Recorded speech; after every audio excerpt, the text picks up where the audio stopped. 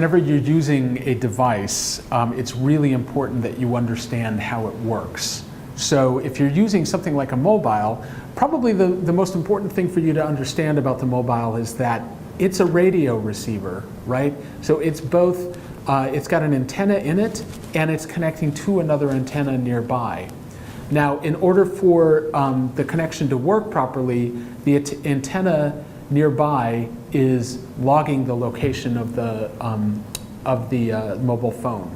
So anything that you do on a mobile phone pretty much is connecting your location somewhere close to it. The other thing, because it's a radio, essentially all the transmission going from here up to the tower can be intercepted quite easily. And even with internet, it's much easier for that transmission to be intercepted over the air frequencies. Now, if you are using a browser and you're encrypting, that encryption in the browser is safe going across the air.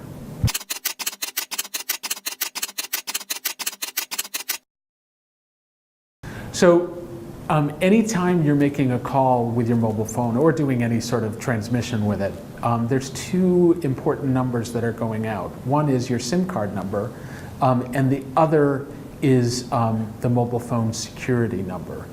So if you change the SIM card, you can still be tracked by the mobile phone security. So that's not necessarily a secure way of assuring that you can't be traced.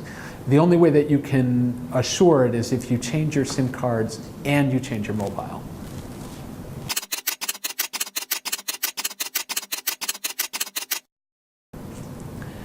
Text messages that go from your phone they're recorded on your phone, and then when they get transmitted up into the antenna, there is a server that the mobile phone company has that logs all the text message information. So the text message does get logged on the mobile phone company's server and can be retrieved later.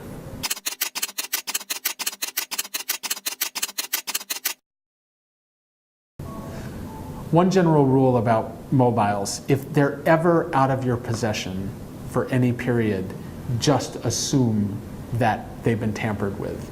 So if for some reason, like you've been detained and the police officer has taken your mobile phone away and then given it back to you, just assume that it's been compromised and there's software recording everything that's going on.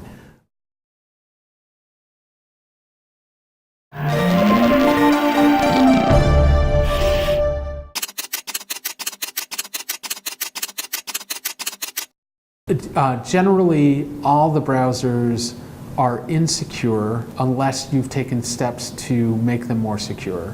One browser that is easier to make more secure is Firefox, and that's because you can have add-ons that will look for things like malicious web scripts, and also that you can make your browser appear,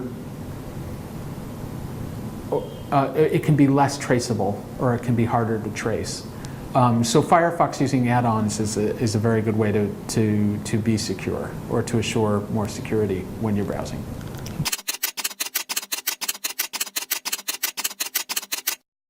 If often your web browser will ask you if you want to save your password. The web browser is then storing the password in a database that's in the web browser program. Generally, if your computer is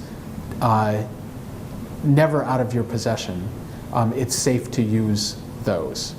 So like in a case where if you're using an internet cafe, you would never ever want to allow the web browser to store your password, because that password is then being stored on the internet cafe computer and you're walking away from it. That said, if you're ever in a position where your computer does get confiscated, saving it within a web browser is a way that they can get your passwords. So if you're high risk of having your computer taken away from you, you probably don't want to do it. You probably don't want to do that.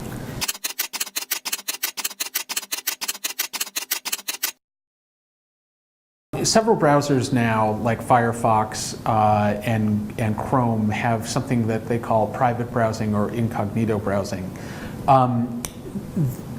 What this is it's a way for you to assure that actually what you're doing on the internet, on your browser, on your computer isn't recorded. So it doesn't record the history in your computer of where you've been. It also will say to whatever web host you're on, please don't record my IP address.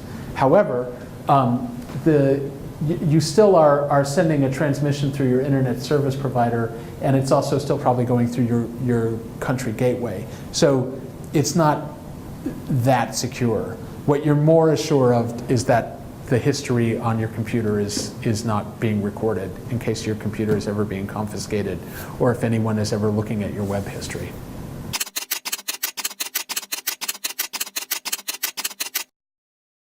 A VPN is a virtual private network, and essentially,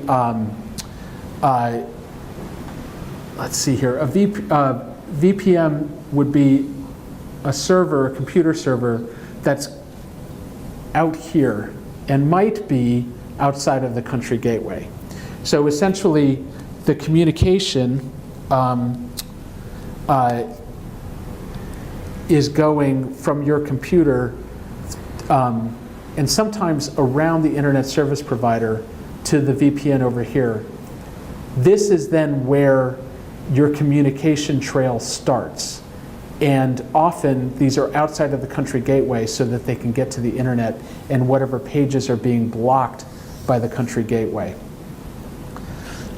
However, you should never use a VPN that you don't know or trust, because often VPNs are set up by closed governments in order to keep track of what people are looking for outside of the country gateway, and becomes a way for them to trace your activity and also who you're communicating with outside.